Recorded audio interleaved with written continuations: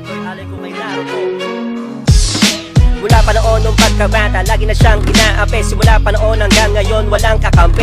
Pero di nakinig sa nakakarami, tuloy pa rin sa pag-abante. Kasi pangarap niya noon na maging Hokage. Gusto sabayan talunin palakasan sila ni Sasuke. Kaya siya ay nagtraining mula umaga at gabi. Well, una niyang nalaman ay ang Kage Bunshin technique. Hindi niya magets laging mali, para sa kanya ay laging hefty. Kahit na gano'n ay uulit sa magdamag kahit tumagain. Una niyang nakalaban ay ang weirdo na si Gaara. Nilabanan at kinontra, nilabas ang palakanya na pangalan Gamabunta. Matapos noon ay nakilala, nakita niya ang master niya, pangalan ay Jiraiya. At siya'y kinonsider na maging disciple niya, kasi sa kanya ito ang unang nagtiwala. Tuloy pa rin bumangon kahit siya ay nadapa. Kahit gano'ng kalakas sa mga kalaban, simula pa noon di niya to inunungan. Pinangako sa sarili na kakayanin at magiging matatag. Went straight to the top, he will never stop. Di niyo siya mapupuwag, di naman siya tuwag. When story of a child na pangalan Naruto, pangalan Naruto, pangalan Naruto.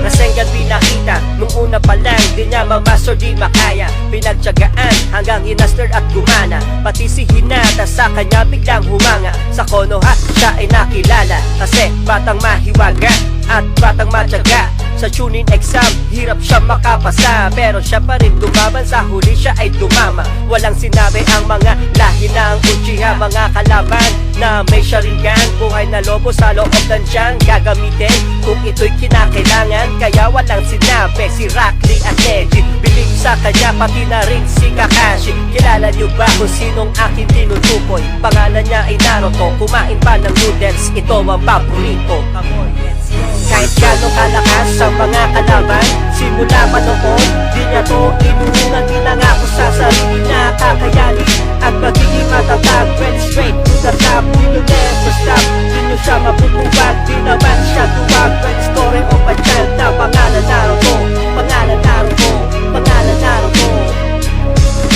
Hanggang one time lumabas itong si Pain. Village ng Konoha ay balak niyang wasakin. Ano ang gagawin para maligtas mga tao? Dapat lang ay sagipin, kasi ibang mga ninja di siya kayang talunin. Si Narutong pag-asa, ilabas muna ang 90. Unang lumaban sa kanya ay si Jiraiya, pero siya ay nagabi. Nalaman to ni Naruto na galit, balak niyang iganti ang master na kakampi. Kaya isang misyon pinalabas ni Tsunade, Sakura at Sai. Si Naruto ang panghuli, kahit ito may suicidal, talunin siya'y kumporme.